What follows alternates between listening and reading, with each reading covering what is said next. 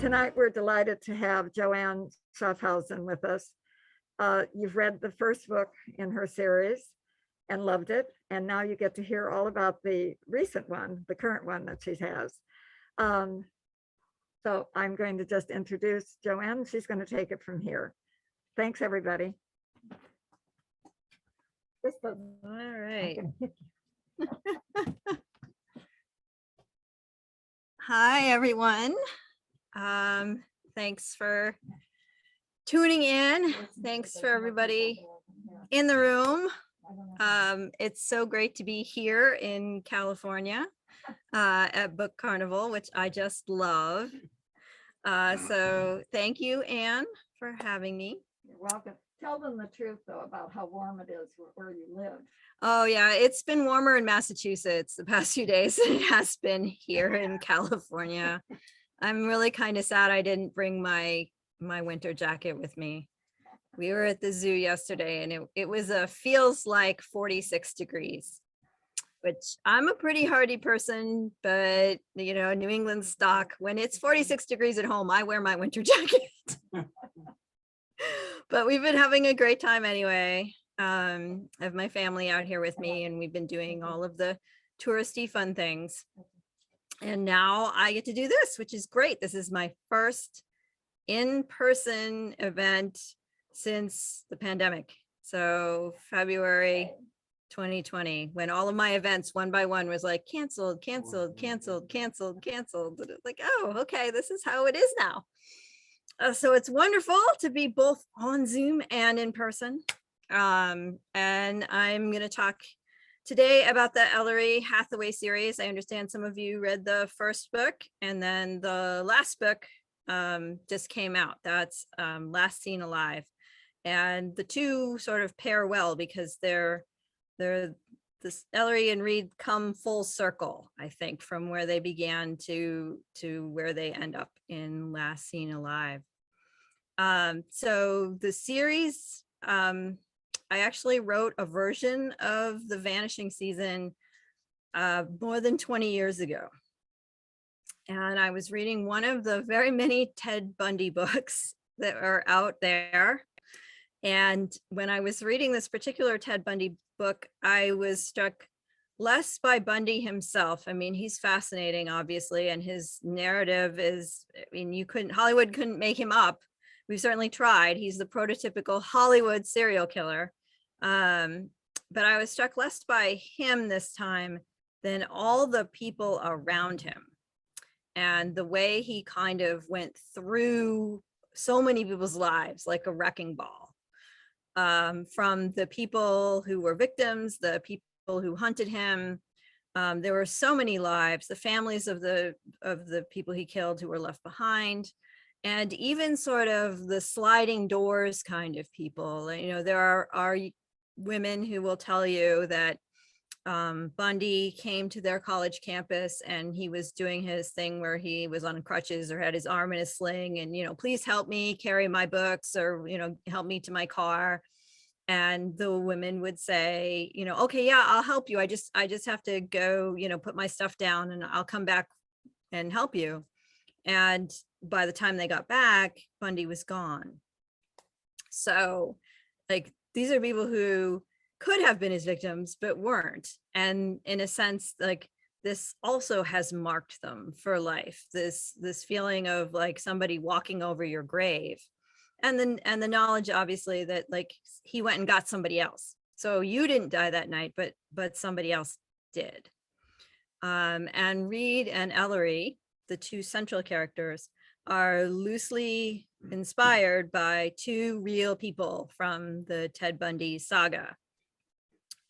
Reed is very loosely inspired by Robert Keppel, who was one of the Seattle homicide detectives who caught the case on Ted Bundy back when it was just missing young women. And they knew even then that they'd probably met a bad end. So that's why they had a homicide team assigned to the case. But Keppel had been a detective 1 week when he caught the Ted Bundy case. So imagine that you're just starting out, you're really green on the job, and your first case is Ted Bundy. And that completely changed the trajectory of Keppel's career. He went on to specialize in serial murder. He also went gray inside of 2 years in his 30s, thanks to the stress of the case. But when Bundy was finally caught for the third time in Florida, he was one of the people who flew down to talk to him and try to get him to confess to other cases. And he kept up kind of a correspondence with Bundy.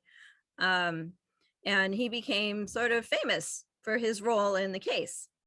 And so Reed is Keppel's counterpart in the book. So he's a very green FBI agent on the job, just a short period of time, when the serial killer in the book, Francis Coben, has abducted Ellery, and the FBI is on the case. And Reed plays a hunch and rescues her from the closet. Ellery is loosely inspired by the real person, Carol Durant, who was one of Bundy's victims, and she was his first known living victim. And she was shopping at a mall at 18 years old when Bundy, pretending to be a police officer, abducted her. And she was able to get away from him because in the struggle, when she realized like, oh, this is Hinky, you're not a cop, she instructed him to pull over, and he did. And he tried to subdue her, but in the struggle, he got 2 handcuffs on one wrist instead of both of them. So she was able to get free from the car and run away and get help. So he didn't actually harm her. And she was alive, so she could say, this is what he looked like, this is what happened. And in doing so, the different law agencies in different states were able to put the pieces together that they were all looking for the same man named Ted. So Carol is like a linchpin in the Bundy story. And so this means every time we tell the Bundy story, Carol plays a role. And we tell the Bundy story a lot. I went and looked, and since my first book came out in 2017 to now, there have been 23 Ted Bundy TV movies, specials, feature films, documentaries, 23. So roughly, 4 or 5 a year. We tell this is not even counting podcasts, books, magazine articles. Like, we just can't get enough as a society of the story. And there are similar big name serial killers, same thing, where we just retell their stories over and over. I think Bundy gets the most attention, again, because he's prototypical Hollywood. He was murdering pretty young white women, which that is a big reason why we retell his story over and over again. The victims we see them as people of promise. They were good looking. They're, so it's good. Hollywood likes to retell this story. You can cast a whole bunch of pretty starlets as the victims and some handsome guy as Ted Bundy, and we're off to the races again. But for Carol, who's a real person, this means she gets to turn on the TV and like see who's playing her. She's an answer on Jeopardy. And this is more than 40 years ago that this happened, and Bundy has been dead since 1989, and Carol still gets 15 messages a day about him. So imagine you're 18 years old and this guy kidnaps you, and for the rest of your life, the most interesting thing about you for other people is him. Anne Rule, of course, the famous true crime author, knew Ted Bundy. This is another, you can't make this story up. There's a reason the Bundy story gets retold and retold, is she worked with him at a suicide hotline crisis center. And so she knew him, and she was assigned independently to write a book about the Ted case, but she didn't know it was her friend Ted, who was the Ted. She, among others, turned him in when it was said they were looking for a Ted. Nobody believed it. All these people didn't think it could possibly be their Ted, but they felt duty bound to say, well, I do know a Ted. And the cops discounted him for a really long time because they thought they were looking for a monster, not this good looking college student. law student, clean cut, handsome. It couldn't be him who was the killer. But Anne Rule tells a story of how, again, decades later after this, and she wrote the book about Ted Bundy and all this came out, she's having surgery. And as they're, prepping her for the surgery and they're putting her under with the anesthesia, the nurse comes over and is like, Anne, tell me, what was Ted really like? Like there's no escaping him. If you are in sort of the Ted Bundy orbit and are known to be a person attached to him, his narrative sort of subsumes yours. Like people just want to talk to you about, not about you, but about Bundy all the time. And so I imagined when I was going through this, what this would be like. And so Ellery is is sort of my exploration of what it is to try to exist in a world where the worst thing that's ever happened to you, the rest of the world views as entertainment and wants to know more and more and more about it. And so people who think they know who you are because they've read the book or they've seen the movie. And so the whole series, Coben, the serial killer in the book, kind of hangs over it. He's not brought to the foreground. He's, all of this stuff happened to Ellery when she was 14 and she's 28, going 29 when the book starts. So she's now an adult, but still haunted by what happened back then. And in Last Seen Alive, we come full circle because Coben, who's been, arrested since the time Ellery was 14 and Reed caught him,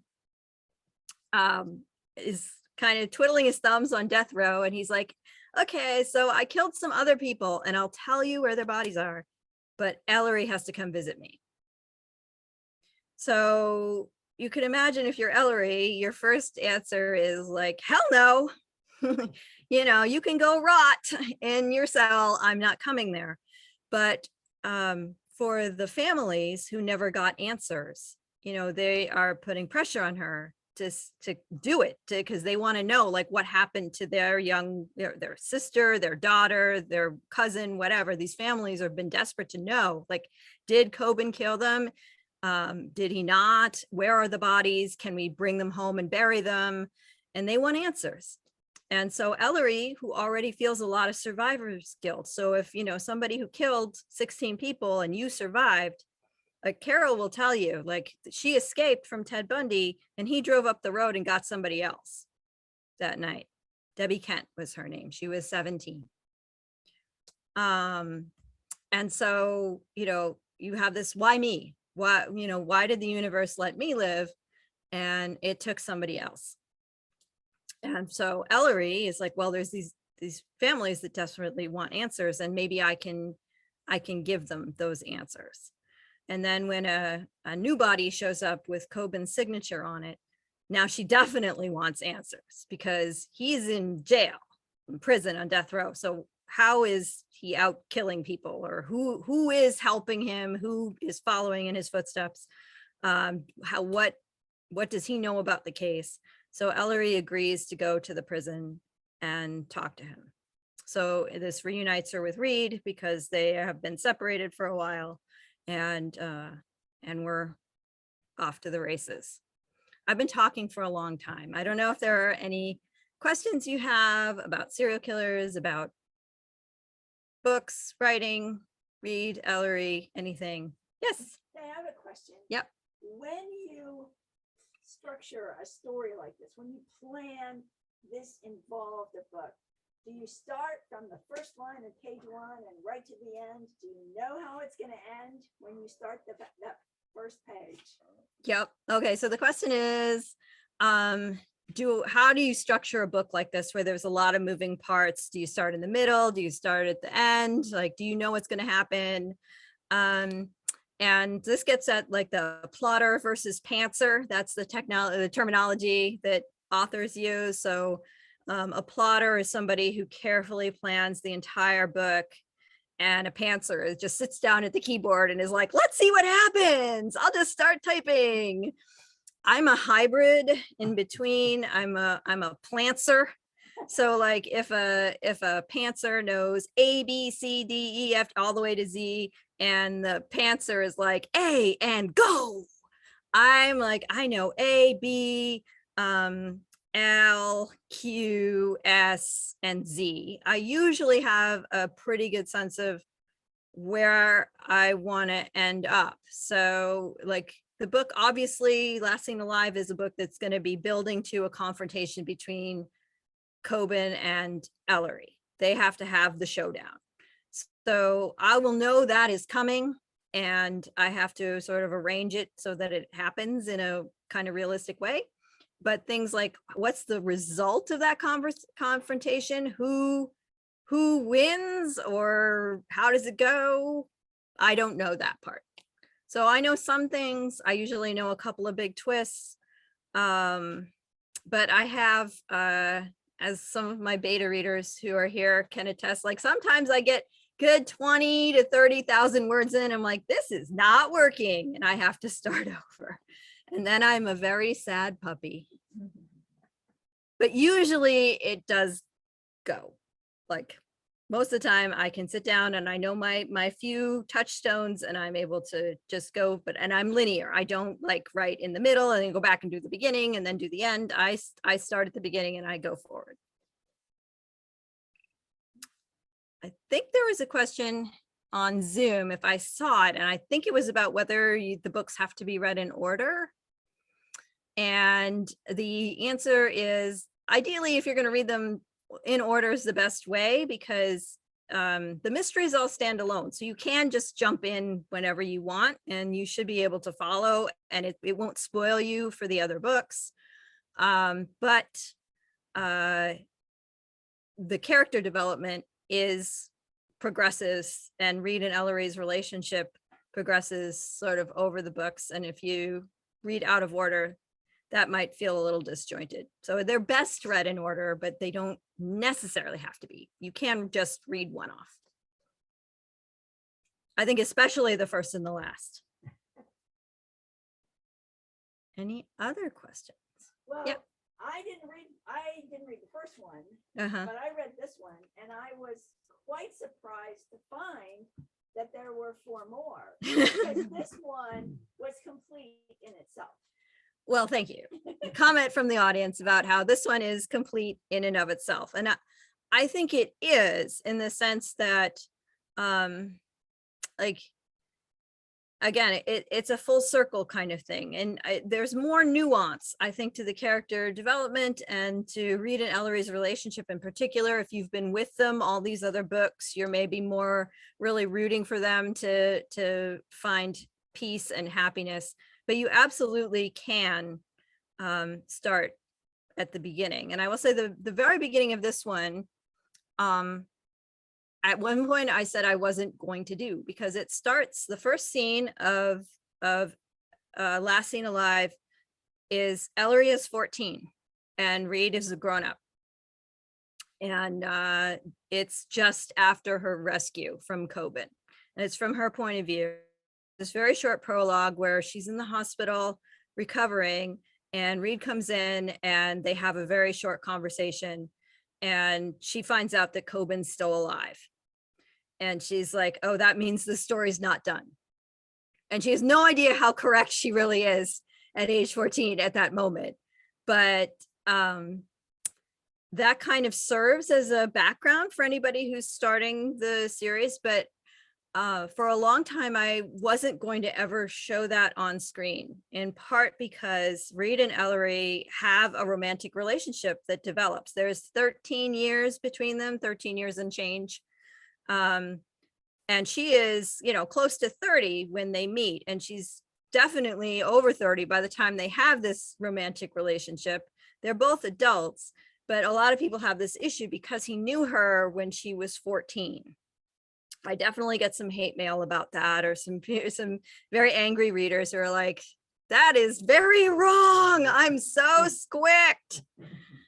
And I would say, and I have said this before, the reason it's okay for me is that they knew each other very briefly when she was 14, and then they had nothing to do with one another for decades. So he didn't see her grow up. He had no bearing on the kind of adult that she turned out to be. And he has no power over her. Like he doesn't, he doesn't hold he's not her boss or whatever. And she knows things that he doesn't know. So it's not like he has all the answers and she's some like wide-eyed little girl, like with the daddy complex or something. Like she has spheres of knowledge where her knowledge trumps his and is stronger than his. And so I think they complement each other in that way. But the reason I find their relationship so interesting is like the worst thing that ever happened to her is the best thing that ever happened to him, because he solved the big case and got the kudos from the FBI, and it launched his career into the stratosphere, and he wrote a best-selling book.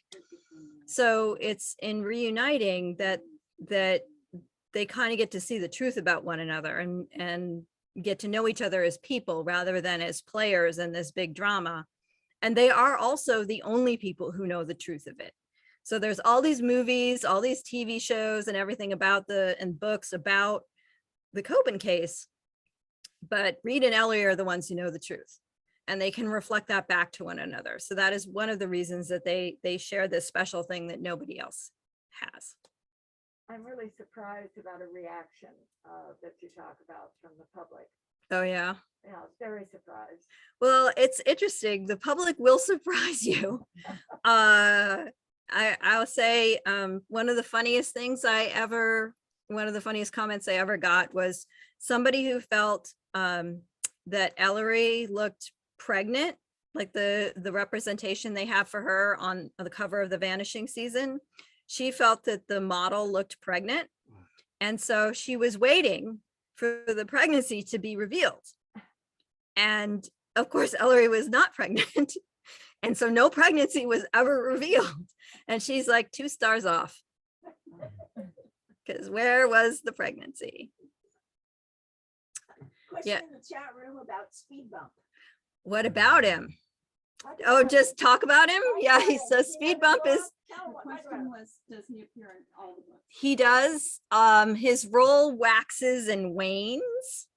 So sometimes he has a pretty big role, like in Last Seen Alive, the latest one, it's much smaller. I mean, he has some good scenes, but because most of the action takes place, they have to go to Indiana where Coben is on death row. There are no death row facilities in Massachusetts where Ellery lives. So Bump stays behind.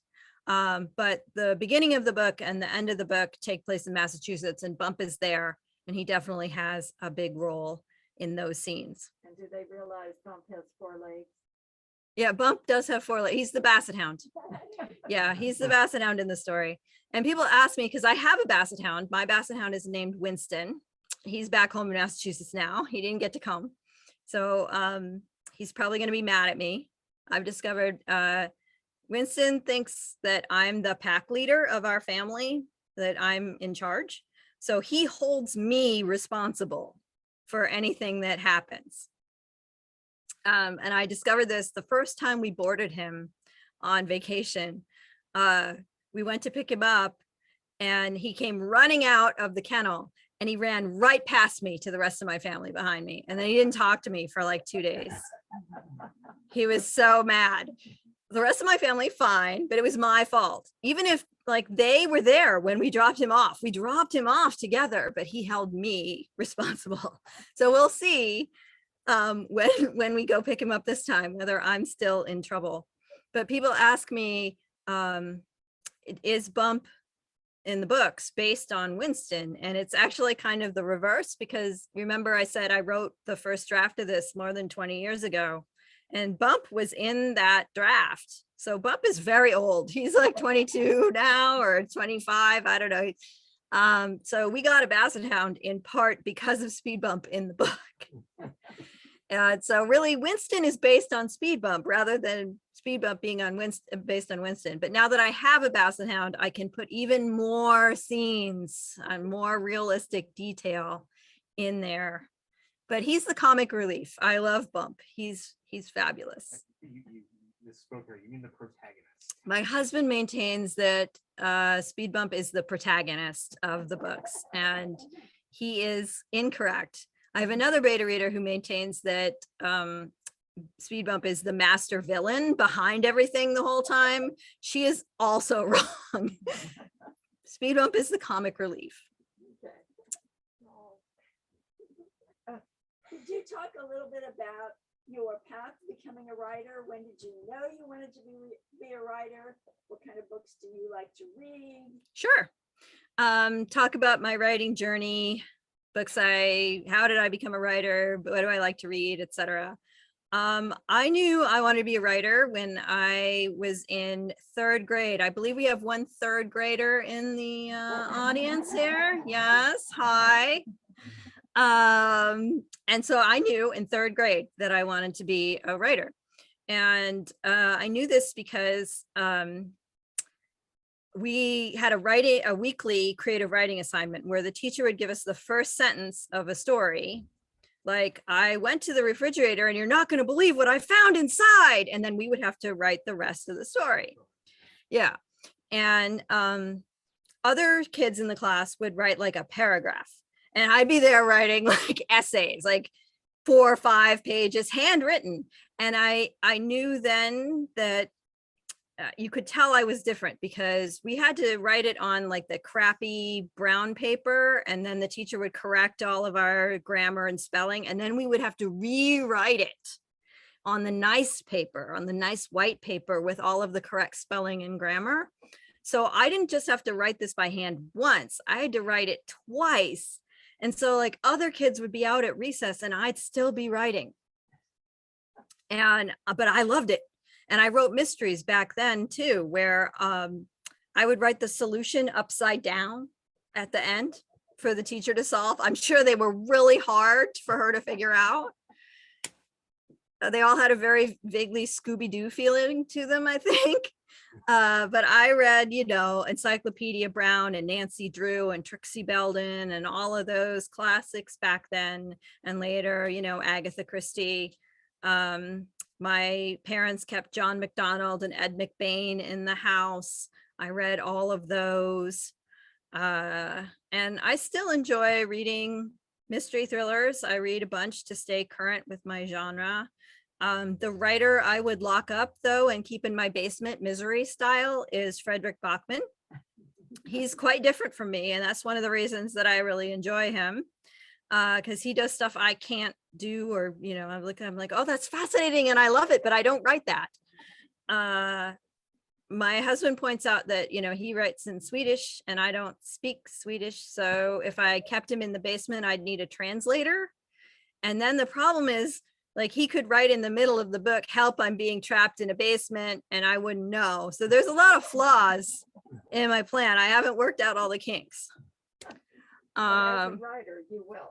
Yes, as a writer and a mystery writer. But if Frederick Bachman ever suddenly disappears, I'm in trouble, because I've told this story a lot of times. It's like that time I was watching a show with my husband, a Forensic Files, and it was about a woman mystery writer who had murdered her husband. She was an aspiring mystery writer. And the cops were very suspicious when they came to the house and they found him dead. And they look, and she had all these books about, murder 101, poisons, 50 ways to kill people, all these kind of books, crime scenes, and how to get away with it. And we're sitting there watching this, and the camera pans over her bookshelf showing all of her books. And my husband turns to me in bed. He goes, "You have all those books." And it's true, I do. Yeah, I do. So if anything ever happens to him, I also would be in a lot of trouble. So I think maybe that is probably good insurance for him. Yeah. Probably so. Yes. What is your next plan? Are you writing something else now?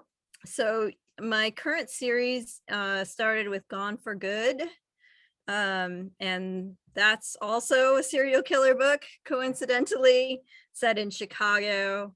And it's dual narrated by a grocery store manager named Grace Harper, who is part of an online sleuths group. Like they try to solve cases the cops can't. And she sets her cap on going after a serial killer who murdered 7 people and then disappeared 20 years ago. and nobody knows what happened to him. Is he in prison? Did he die? What? She thinks he's still alive and still around. So she wants to lure him out and figure out who he is. And then she ends up dead in the same way as all the earlier victims. So it becomes, the question is, did she figure out who he is? Or did somebody in her life use her weird hobby to murder her? Did they make a movie out of that? They did not yet. No movies yet. Okay. And then Where's the movie? Annalisa Vega is the detective who ends up investigating Grace's death. And she lost a neighbor. Her neighbor, who was her high school boyfriend's mom, was the last known victim of the serial killer from 20 years ago. So, you know, her father was a cop. He didn't get to investigate the case really, because he had a personal connection and he was kind of sidelined. And now she has a shot at it, maybe. And so that's gone for good. And then the second one in that book with Annalisa comes out this August. And then the third one, which I just finished, comes out next year. Okay. And then I'll probably try to write another standalone. I've been trying this for a while, so we'll see. We want to read them all. Oh, well, I appreciate that. Any more questions? So you finished one series. Yep. You're going to finish the other series next year. Well, I don't know how far that one will go, but Okay. the third one comes out next year. Yeah. Okay. And if you did a standalone, what would it be like? Well, I have And this several. is the question. Okay, standalones. What would I write for a standalone? I have a few standalone ideas. One is about, I think I may not get to write this one because I think somebody else wrote something kind of similar, but it's based on a true crime that happened where the husband is in a terrible accident and his wife of many years, like 20 years, comes to the hospital and rushes to his bedside and is like, okay, I'm his wife. And they're like, no, his wife is already here. And she goes in and sure enough, there's another woman holding her husband's hand. Yeah, I think Michael Robotham has something that's out. Anyway, this actually happened. It's a true story. And it's wild. Like the true story is completely wild. So I don't know if there's a way for me to have a fresh take on that one. So we'll see. But the other one and idea that I have is like 4 girls are having a sleepover and our narrator is forced to take her like ex-best friend. They were close once, but they're not anymore kind of thing. But her parents are like, make sure you invite other girl. And nobody really wants the other girl to come, but they're sort of forced to have her come. And she never comes home from the sleepover. And so the other 4 have kept silent all these years about what happened to her. And our narrator thinks she knows. But then finally the body is found sort of decades later when they're all grown up. And now she thinks maybe she was wrong about what happened to the disappearance of her friend all those years ago. And so all these secrets that everybody's been keeping a lid on. So I may write that one. Sounds interesting. Yes. So we'll see. I don't know. Like I just finished Annalisa 3, so I'm editing that now. And then I'll figure out what my next project will be. Any questions on the computer? I don't know. Were there any other questions from the computer that I didn't get The to? last one was, is this book the last of the series? Yes, for all intents and purposes, Last Seen Alive is the last book in the Ellery series. I never say never, like, you know, Reed and Ellie are alive at the end, Speed Bump is alive at the end. And so, Most important. yeah, exactly. Like there could always be more sometime in the future, but they're none under contract. Okay. So I see somebody waving their hand. Yeah, could you, you covered this, but I don't remember. In the Reed and Ellie series, there are 5 books. Yep, there's 5 books in the series. The Vanishing Season, No Mercy, All the Best Lies, Every Waking Hour, and then Last Seen Alive. Those are the 5. Okay. Yeah. Have to think about that. I Are they all, yes. are they all still in print? Yes, they are all still in print, although the publisher is not releasing paperbacks anymore. Oh, So of books 4 and 5, no paperbacks. okay. But I think you can still find, you can find paperbacks of the earlier ones, 1, 2, and 3.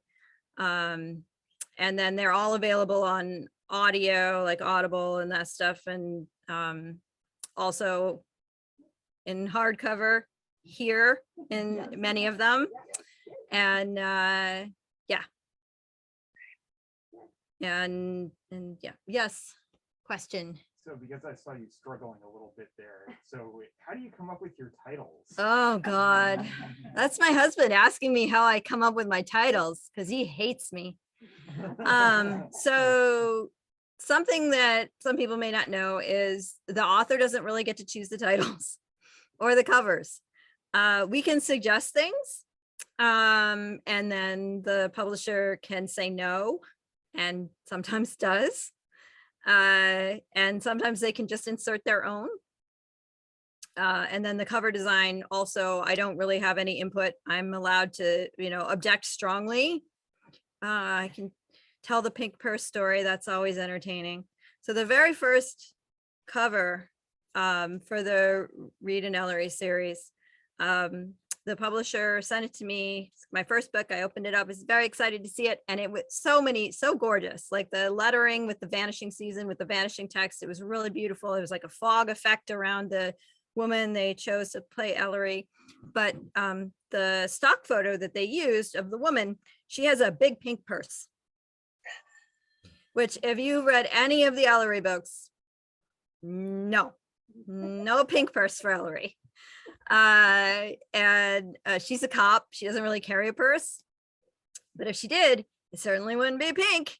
And so they sent it to me, the publisher, and they said, we love it. And my agent said, that's code for we're not changing it.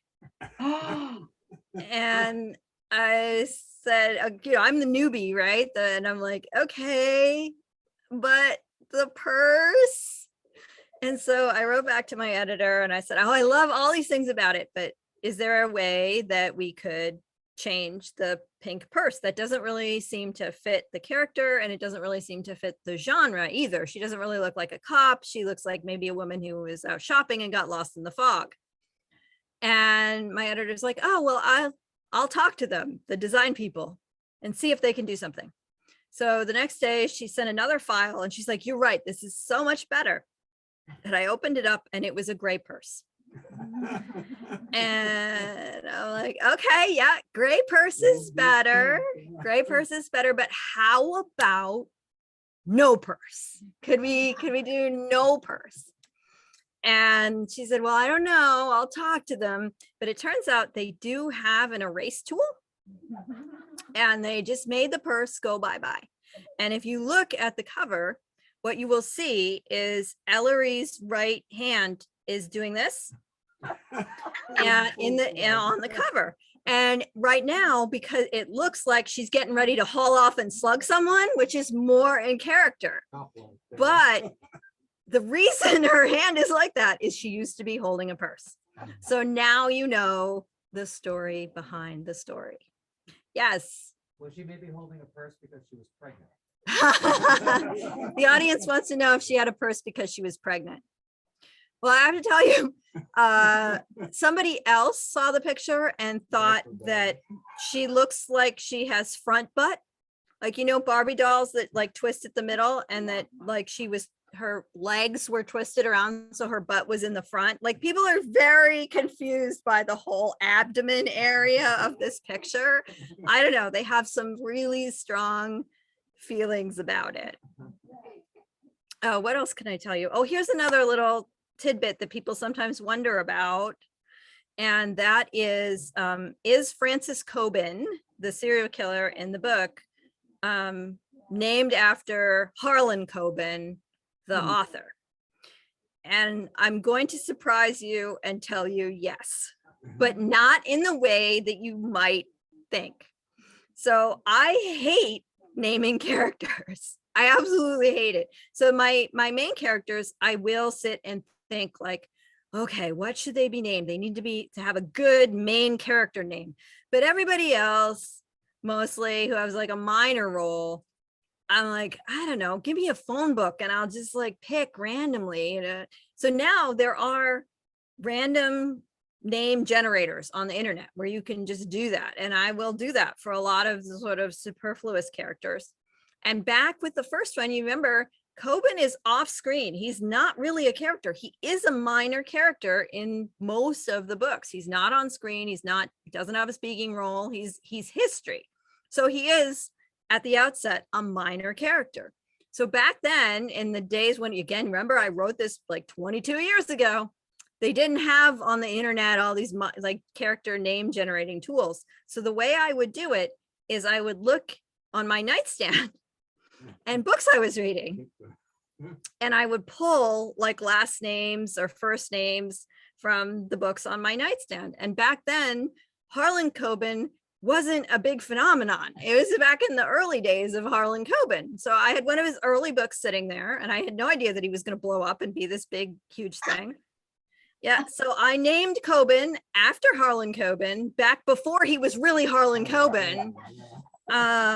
And then the name just stuck. He's always been Coben for me. So it isn't really out of some sort of tribute, but you could consider it. I mean, I read his books and I think he's great. And that's why I had one. I was an early fan. I was an early adopter of Harlan Coben. And that is how he came to be in my book.